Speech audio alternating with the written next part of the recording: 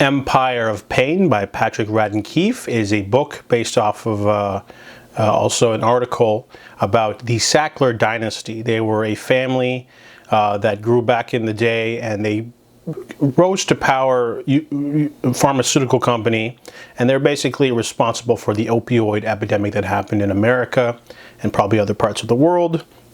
But the book is divided into 3 sections. The first one is the family history. So it starts off kind of like Pachinko, but real. You've got the grandparents, and then they had 3 sons, and those 3 sons became very studious. But the 3 of them basically had to hustle in the 20s, and during the Depression, they had to make money to support their own family, but also make money on their own right. They became very crafty, They hustled basically. They worked like 18-hour days. The 3 of them basically were workhorses basically, and their education was never slackened. So the 3 of them would become doctors, and they would start Purdue Pharma, which is a large pharmaceutical company that would create Valium, very popular drug, and later OxyContin, which would be the most dangerous thing to affect America.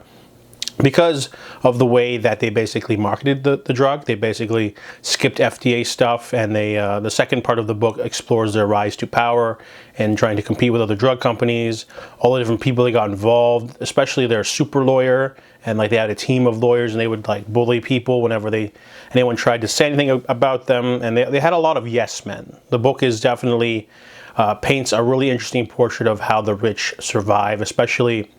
There's a big chapter about one of the grandsons who basically never really needed money, so he would never worry about it. And he set up another student with a cousin of his on a date, and when they went to go on a bus, she balked at it because she's like, "You don't have a car?" They're not used to. They're used to a certain way of life, and it sort of affected them, the affluence sort of thing. And then the third book is about the lawsuit that would happen. So the book is fascinating. You get a really deep dive into who they are as people, but also how they would do things, how they would take shortcuts, how they developed the drug, and how they basically really pushed for the drug. They had like sellers, and they would give their sellers lots of money and incentives to try to get doctors to do it. Corrupt doctors would create prescriptions hand over foot for people to resell or junkies to use, and normal people that would get into normal accidents would basically get hooked on drugs, and a lot of people got affected. And I don't know the death toll numbers, but there was quite a bit starting from the early 2000s, and basically we still have an opioid epidemic now.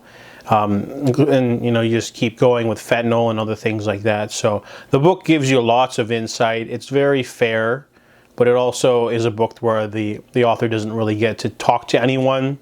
But there's a weird cast of characters. There's also like this woman called Joss Sackler, and she married into the family, and she's very eccentric. It almost felt like I was watching a television show like Succession. I've never seen Succession, but that's probably the closest thing you can compare it to. But it's like a real life Succession, where like just a bunch of rich people fighting over stuff, and later the 3 brothers would also fight over things too, as they created international companies.